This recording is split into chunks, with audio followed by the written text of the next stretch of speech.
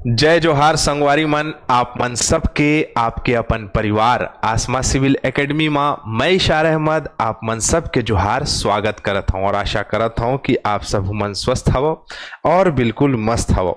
मोर संगवारी मन, आज हमन पढ़बो छत्तीसगढ़ के भूगर्भिक संरचना ला। लेकिन भूगर्भिक संरचना ला समझने के लिए हमार दिमाग में एक स्ट्रक्चर या एक बेसिक नॉलेज या हम कह सकते हैं उसको कि एक आधार की आवश्यकता है, जिस पे भी हम चर्चा करेंगे। तो आप वीडियो में शुरू से अंत तक बने रहें और साथ ही साथ अगर आप सभी इस वीडियो में या इस चैनल में नए नए हैं तो चैनल को सब्सक्राइब कर लें और पहले से अगर इस चैनल में हैं तो मेरे प्रिय साथियों एक शेयर ज़रूर करें।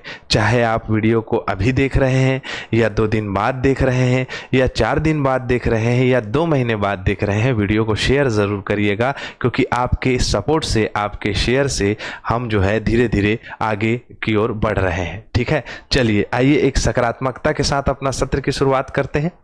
समय सीमा पर काम खत्म कर लेना काफी नहीं है, मैं समय सीमा से पहले काम खत्म होने की अपेक्षा करता हूं। मेरे प्रिय साथियों, जीवन में जो व्यक्ति इंतजार करता है वो इंतजार ही करते रहता है, और जो मेहनत करने वाला इंसान होता है वो एक पल या एक दृष्टिकोण से देखा जा सकता है कि जो इंतजार करने वाला आदमी होता है उसके हिस्से का भी जो है वो कामयाबी हासिल कर लेता है। तो अपने आप को अपडेटेड रखिए, चाहे एग्ज़ाम आ रहा है या नहीं आ रहा है, आपको अपनी पढ़ाई की सबसे ज़्यादा आवश्यकता होगी आपके एग्ज़ाम हॉल में। तो अपनी कंसिस्टेंसी बनाए रखें, अपनी निरंतरता बनाए रखें। सीजीपीएससी हो, व्यापम हो, व्यापम में एडीईओ और साथ ही साथ जो है एसआई का मतलब सब इंस्पेक्टर का भी एग्ज़ाम होगा। नगर सेना वाले लोग भी जो है अभी व्यापम एग्ज़ाम लेने वाला है, तो व्यापम की प्रकृति के अनुसार ही सारे कंटेंट बनाए जा रहे हैं, मतलब 1 डे के एग्ज़ाम के अकॉर्डिंग। सीजीपीएससी प्रीलिम्स में भी ये काम आएगा आपके। तो मेरे प्रिय साथियों, अपनी पढ़ाई को बेहतर तरीके से, अच्छी तरह से बनाए रखें। ठीक है, तो चलिए अपना सत्र प्रारंभ करते हैं, जो कि छत्तीसगढ़ की भूगर्भिक संरचना के रूप में पढ़ेंगे। आखिरकार ये भूगर्भिक संरचना है क्या? पहले दिमाग में ये आना चाहिए, मन में यही सवाल आना चाहिए। एक छात्र जीवन की सबसे बेसिक फंडामेंटल जिसे हम कह सकते हैं कि आखिरकार ये भूगर्भिक संरचना है क्या और इसे पढ़ना क्यों आवश्यक है? पढ़ना क्यों आवश्यक है? मेरे प्रिय साथियों, पृथ्वी के निर्माण से लेकर पृथ्वी में स्थित सभी भूभागों के निर्माण से जो संबंधित जितनी भी बातें हैं उसको लेकर बहुत सारी विचारधाराएं हैं। लेकिन जो ये भूगर्भिक संरचना है उसको पढ़ने के सिर्फ एक कारण नहीं है। पृथ्वी के या धरती के उच्चावच का आकलन करना, उच्चावच से तात्पर्य कि कहीं पर्वत है, कहीं पठार है, कहीं मैदान है, उसका आकलन भी करना भूगर्भिक संरचना के अंतर्गत हम समझ सकते हैं। साथ ही साथ जो मुख्य रूप से पृथ्वी के आंतरिक और बाह्य या पृथ्वी के अंदर या बाहर में स्थित जो भी चट्टानें हैं, पत्थर हैं, जिससे हमें बहुत सारे मिनरल्स और जो है आपके मृदाओं की प्राप्ति होती है, उन सभी का अध्ययन भी हम भूगर्भिक संरचना के रूप में समझ सकते हैं। अब मैं आपको बार बार बता रहा हूं कि पृथ्वी का उत्थान या धरातल का उत्थान या पृथ्वी की सतह का निर्माण, इन सभी चीज़ों के बारे में, तो एक आसान भाषा में हम समझें कि भूगर्भिक संरचना से तात्पर्य यह है कि जो पृथ्वी इस प्रकार से है, मान के चलिए, इसके ऊपर वाला भाग कहलाता है क्रस्ट और अंदर वाला भाग जो है वो कोर कहलाता है। तो क्रस्ट एवं क्रस्ट के अंदर स्थित जितनी भी अवसंरचनाएं हैं उनका अध्ययन भूगर्भिक संरचना कहलाता है। और ये समय समय पर निर्मित हुआ है, तो इसीलिए इसे गुणवत्ता और इसकी चट्टानों की प्रकृति के अनुसार 4 भागों में बांटा गया है। अगर हम भारतीय भूगोल के दृष्टिकोण से या भारतीय भूगोल या भारतीय भूगर्भिक संरचना के अध्ययन के दृष्टिकोण से पढ़ें तो आर्कियन शैल समूह या आर्कियन क्रम की चट्टानें, पुराण क्रम की चट्टानें, और इसी के बीच में आपको मिलेगा द्रविड़ द्रविड़ क्रम की चट्टानें और चौथा नंबर आर्यन सेल समूह। लेकिन छत्तीसगढ़ का जब हम अध्ययन करते हैं या छत्तीसगढ़ की भूगर्भिक संरचना पे अध्ययन करते हैं तो हम इसे 3 पार्ट में पढ़ते हैं, आर्कियन सेल समूह, पुराण सेल समूह और आर्यन सेल समूह। मेरे प्रिय साथियों, ये सेल समूह या कहा जा सकता है इन चट्टानों का, इन भू अवसंरचनाओं का, अगर हम ये पार्ट जो हम पार्ट किए हैं या अलग अलग भागों में इसे बांटे हैं, इसे क्यों किया गया है, तो इसका आधार आप लिख सकते हैं कि इनके निर्माण के आधार पर इसे जो है अलग अलग भाग में बांटा गया है। जैसे कि अब ये निर्माण क्यों बोल दिए सर, ऐसा भी आ रहा होगा दिमाग में, तो समझना है मेरे प्रिय साथियों। एक समय काल था जिसे कहा जाता है प्री कैम्ब्रियन इरा, ठीक है, sorry pre Cambrian period, pre Cambrian period. ये वो समय काल है जब पृथ्वी, या इससे पहले भी समझ सकते हो कि पृथ्वी में चारों तरफ ज्वालामुखी निक्षेपण हो रहा था। क्या हो रहा था? ये पृथ्वी है इस प्रकार से, और ये पृथ्वी के ऊपर सतह में क्या हो रहा है? ज्वालामुखी निक्षेपण हो रहा है। ये ज्वालामुखी निक्षेपण मतलब कि चारों तरफ आप अगर अपनी दृष्टि अगर घुमाते हैं तो लावा ही लावा दिखाई देता है चारों तरफ, और जब उसका शीतलीकरण होता है तो शीतलीकरण होने की वजह से मतलब वो ठंडा होता है, और ठंडा होने से जिस चट्टान या जिस सेल समूह का निर्माण होता है उसे आर्कियन सेल समूह कहते हैं। इसीलिए इसे प्री कैम्ब्रियन रॉक के नाम से भी जाना जाता है। आर्कियन सेल समूह को इंडियन ज्योग्राफी में सारी चीजें जियोलॉजिकल टाइम स्केल से रिलेट करके बताऊंगा, लेकिन अभी छत्तीसगढ़ के दृष्टिकोण से भी समझना जरूरी है, कोरिलेट करना जरूरी है। तो आर्कियन सेल समूह जो है मेरे प्रिय साथियों, इसे प्री कैम्ब्रियन रॉक के नाम से भी जाना जाता है, जिसके अंतर्गत आर्कियन क्रम की चट्टानें और धारवाड़ क्रम की चट्टानें शामिल हैं। आर्कियन क्रम की चट्टानें और धारवाड़ क्रम की चट्टानों में किसी भी प्रकार का जो है आपको जीवाश्म नहीं देखने को मिलेगा, मतलब इसमें कोई भी फॉसिल्स नहीं दिखाई देंगे। क्यों नहीं दिखाई देंगे? मन में सवाल आना चाहिए ना, क्यों नहीं दिखाई देंगे? तो मेरे प्रिय साथियों, जब मैंने आपको बताया कि प्री कैम्ब्रियन इरा के पहले जो है चारों तरफ जो है आपका ज्वालामुखी निक्षेपण हो रहा है, चारों तरफ ज्वालामुखी जो है जिस उद्गार हो रहा है, तो वहां कौन जी पाएगा? यहाँ तो अंगारा में पैदल चल दी है, अभी नवरात्रि चला थे, बहुत मन जो है अंगारा में जो है पैदल चलते है ना, वैसे मुहर्रम में चलते तो सवेरे आए पैर हाथ ला पकड़े रहते समझे ना। तो वैसने में बताता हूँ मोर संगवारी मन कि आर्कियन क्रम की चट्टानें तब निर्मित हुई जब चारों तरफ इसके आपका ज्वालामुखी का निक्षेपण हो रहा था, उसके शीतलीकरण के पश्चात आर्कियन क्रम की चट्टानें बनी। तो किसी भी प्रकार का जीवाश्म इससे प्राप्त होना असंभव है, ठीक है। आर्कियन क्रम की चट्टानें जो है वो आधार है, बेस है पृथ्वी का, एक प्रकार से माना जा सकता है, ठीक है। और उसके बाद इसी के ही आपका मतलब अवसादीकरण से धारवाड़ क्रम की चट्टानों का निर्माण होता है। तो छत्तीसगढ़ में अगर हम बात करें तो आर्कियन कैल समूह को पढ़ेंगे हम, जिसमें आर्कियन और धारवाड़ चट्टानों शामिल है। पुराण सेल समूह आर्कियन चट्टान के पश्चात बना, इसके अवसादीकरण से। कडप्पा और विंध्य चट्टानें इसमें शामिल है। तो कडप्पा चूना पत्थर डोलोमाइट मिलेगा, विंध्य क्रम की चट्टानें मध्य प्रदेश के विंध्य के नाम से पड़ा है ना। आर्यन सेल समूह में गोंडवाना मिलेगा, ये सबसे नया सेल समूह के अंतर्गत आता है। डेक्कन ट्रैप मिलेगा, ठीक है। ज्वालामुखी उत्कार कैसे हुआ जियोलॉजिकल टाइम स्केल में बताऊंगा, तो डेक्कन ट्रैप के अंतर्गत आते हैं। तो इन सभी को हमें पढ़ना है। अगर हम इसका आकलन कर लें कि छत्तीसगढ़ में कितना कितना प्रतिशत कौन कौन से क्रम की भूगर्भिक संरचना है, तो धारवाड़ और अन्य की बात करें, आपका आर्कियन सेल समूह की बात करें तो ओवरऑल 50% है, ब्लू वाला दिख रहा होगा आपको। 30% कडप्पा सेल समूह है, गोंडवाना 17% है, और 3% धारवाड़ और अन्य सेल समूह आते हैं, ठीक है। तो हमें ये पता होना चाहिए 17 क्या है, गोंडवाना है, 30 क्या है, कडप्पा है, और 50% आर्कियन है।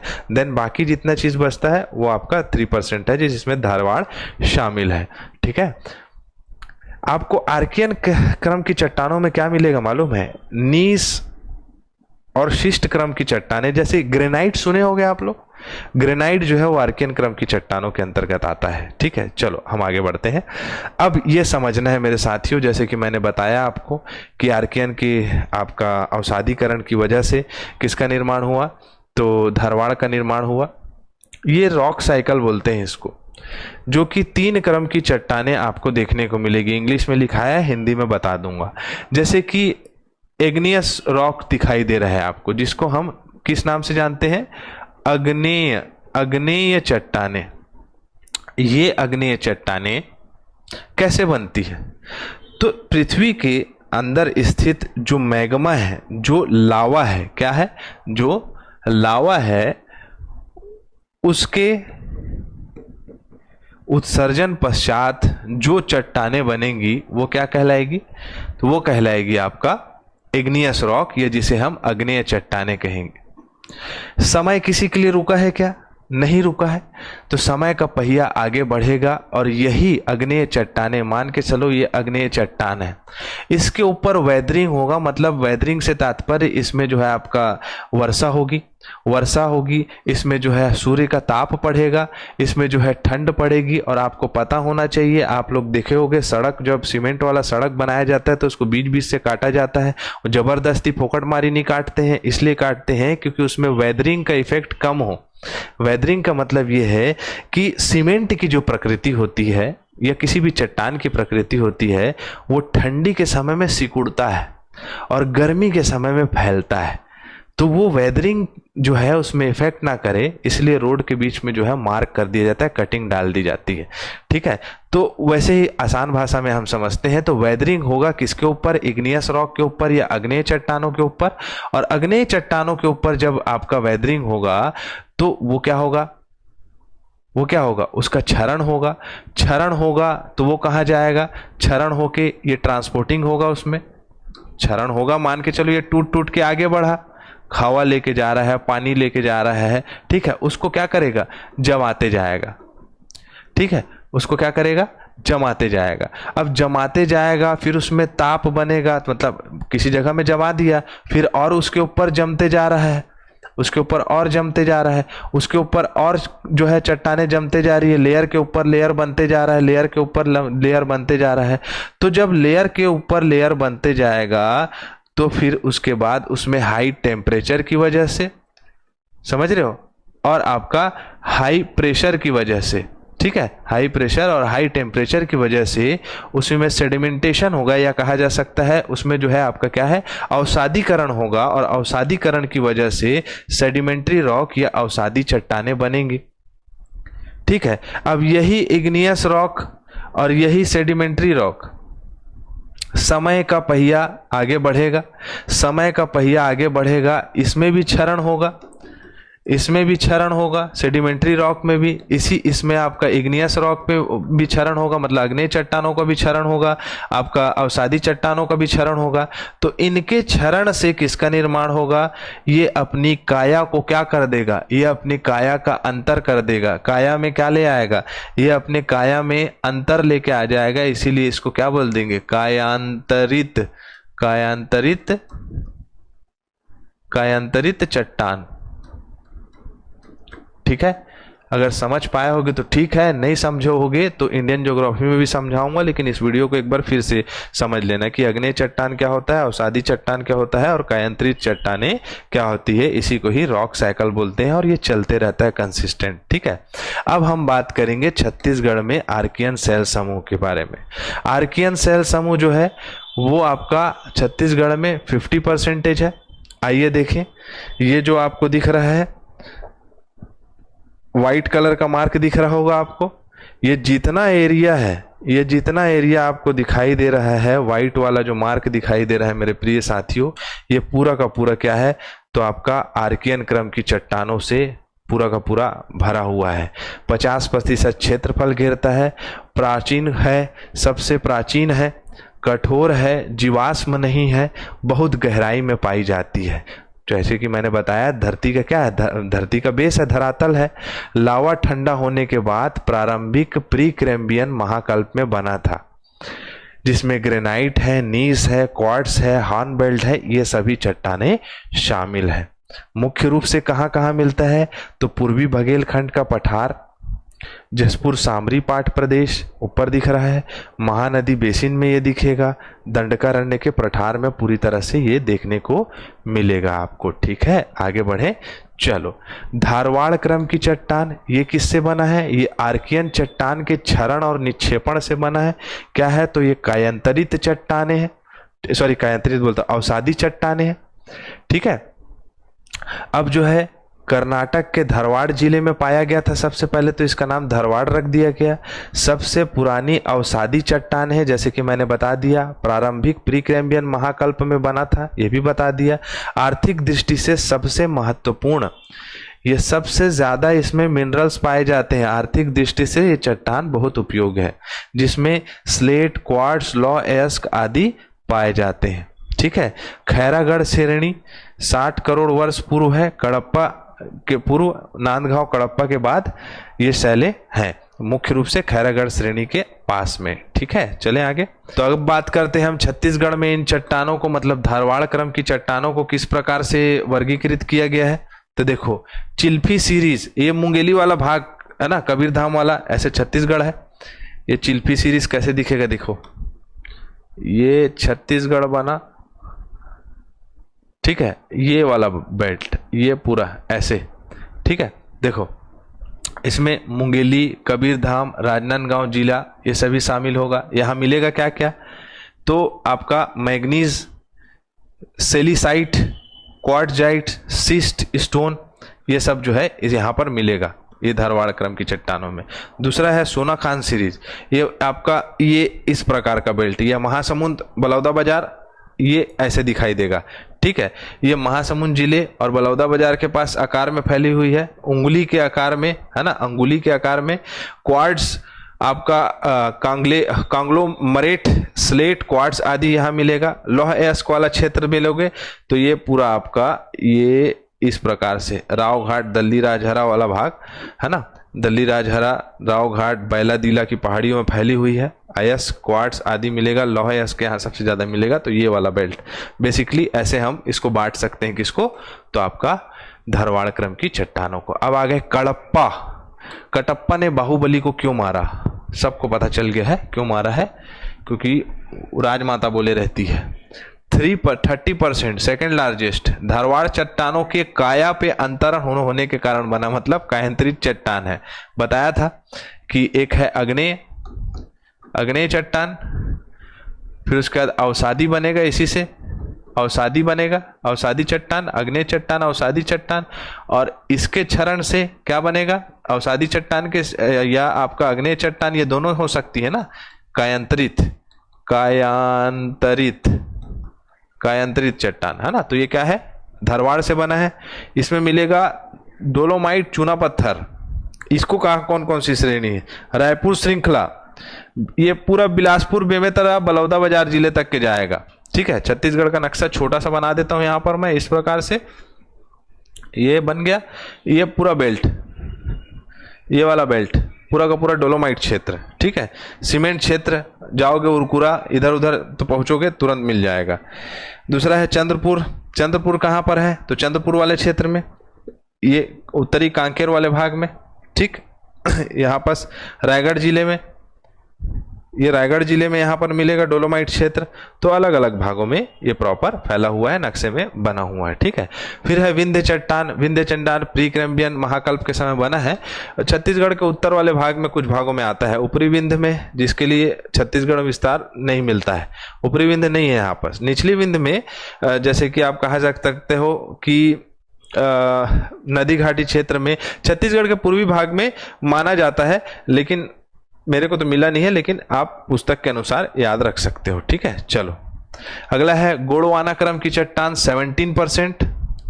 क्या मिलेगा, क्या मिलेगा इसमें, तो आपका कोयला मिलेगा, है ना। कार्बोनिफेरस कल्प में बना था। बेसिकली कार्बोनिफेरस कल्प के समय में ये बना तो था, लेकिन जब हम द्रविड़ियन पढ़ते हैं, देखो गोंडवाना जो है वो कार्बोनिफेरस टाइम पीरियड में बना था। मानते हैं कि एक समय काल था जिसका नाम है कार्बोनीफेरस। जैसे 2023 होता है, 2024 होता है, वैसे ये कार्बोनीफेरस कल्प था। उस समय जो है गोंडवाना क्रम की चट्टानें बनी। लेकिन मैं एक आपको बताया था द्रविड़ द्रविड़ द्रविड़ क्रम की जो आपका चट्टानें होती है, क्यों बता रहा हूं, इसमें मिलता है एंथ्रोसाइट। एंथ्रोसाइट कोयला मिलता है इसमें, है ना। लेकिन इसमें गोंडवाना क्रम के समय में या कार्बोनीफेरस के समय में मिलता है बिटुमिनस। बिटुमिनस क्यों? क्योंकि जो मैं बताया था आपको द्रविड़ क्रम का जो चट्टानें होती है वो आपका गोंडवाना क्रम की चट्टानों के पहले बनी हुई चट्टानें हैं, इसलिए उस समय मतलब उस कल्प में उत्तरी अमेरिका वगैरह क्षेत्र में एंथ्रोसाइट कोयला मिलता है। मतलब उसमें धुआं नहीं मिलेगा, कार्बन नहीं मिलते ज़्यादा, उसमें अच्छे किस्म का कोयला रहता है। ठीक है, चलो अगर हम इसकी बात करें तो ये कैसे बनता है, तो बताया था कि भ्रंश की प्रक्रिया की वजह से हुआ था। जब दो अभिसारी प्लेटें एक दूसरे के विपरीत बल लगाएं और नीचे वाला भाग धंस जाए तो इस भाग को क्या कहा जाता है? इस भाग को भ्रंश कहा जाता है। तो इस भ्रंश घाटी में जो है आप कहा जा सकता है कि वनस्पति, जीव जंतु ये सभी जो है दफन होगा और समय आने पर कोयले के रूप में या पेट्रोलियम के रूप में बाहर निकल रहे हैं। ये ऊपरी गोंडवाना पूर्वी बुंदेलखंड के पठार वाले क्षेत्र में फैला हुआ है। मध्य गोंडवाना छत्तीसगढ़ के आपका कहा जा सकता है महानदी बेसिन वाले भाग में फैला हुआ है ना। निचली गोंडवाना में आपका देखोगे तो मनेन्द्रगढ़, सरगुजा, धर्मजयगढ़, रायगढ़, खरसिया, कटघोरा वगैरह क्षेत्र में ये पूरा का पूरा गोंडवाना क्रम की चट्टानें फैली हुई है। ठीक है, डेक्कन ट्रैप। डेक्कन ट्रैप क्या है? तो भारत का नक्शा याद रखना पड़ेगा आपको। बेसिकली अगर हम आसान भाषा में समझें तो ये हमारा भारत है और भारत में ये वाला जो पोर्शन है, ये वाला जो पोर्शन है, ये पूरा का पूरा भाग जो है डेक्कन ट्रैप के अंतर्गत आता है। आगे भी बढ़ सकते हैं। एक्चुअली कहा जाता है कि ये जो डेक्कन ट्रैप वाला पार्ट है ये पेनिनसुलर प्लेटू या कहा जा सकता है प्रायद्वीपीय भारत के 2/3 मतलब 2/3 भाग में फैला हुआ है।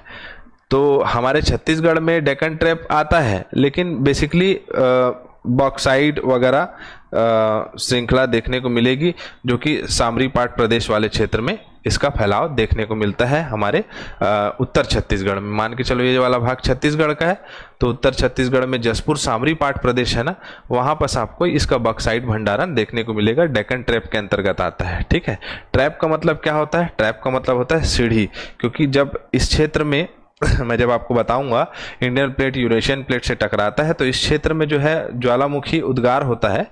इस वजह से ये छटक छटक के वाले भाग में इस डेक्कन ट्रैप का विस्तार होता है और ये सीढ़ी नुमा आकृति है।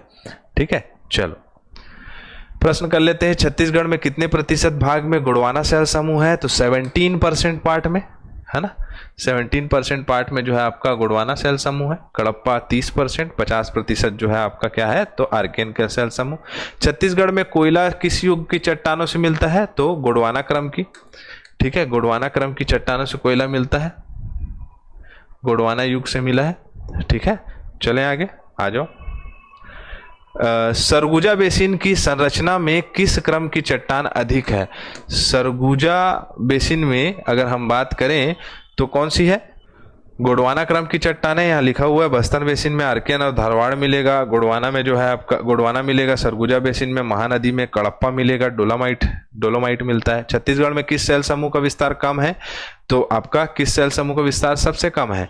तो किसका है? तो विंध्यन का महज मैं बताया कि 0.5% है। कहाँ मिलता है ये आपको बताना है। चलो बताओ। छत्तीसगढ़ में पाए जाने वाला चूना पत्थर किस समय के हैं? तो चूना पत्थर जो है ऊपरी विंध्य, गोंडवाना, टर्सरी, निम्न विंध्यन। तो किसके हैं? निम्न विंध्यन से समूह चूना पत्थर यहाँ पर मिलते हैं। ठीक है, चले आगे।